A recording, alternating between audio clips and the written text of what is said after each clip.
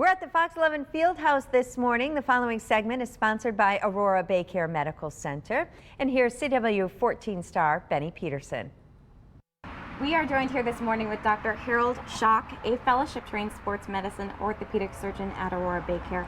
And Dr. Schock, today we are discussing innovative treatment options for shoulder injuries. So can you tell me what is the first step you take when somebody comes in with shoulder or rotator cuff pain?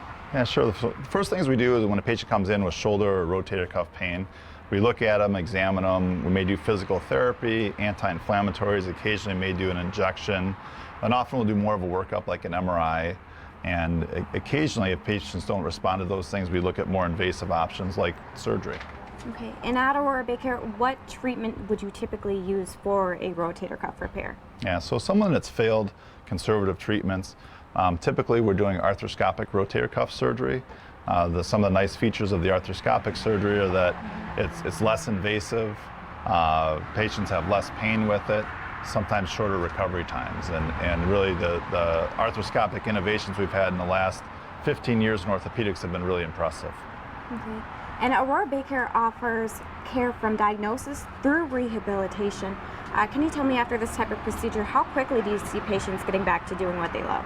Yeah, it's great. You know, and one of the things that I've seen in taking care of a lot of patients in the last 15 years is that over this time, especially the early parts of rehab have gotten a lot better.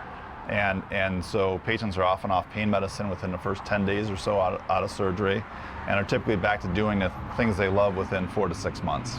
Wonderful. Thank you, Dr. Schock. Now, for more information on Aurora BayCare's specialized orthopedic teams, head to aurorabaycare.com/ortho. Good day, Wisconsin. We'll be right back.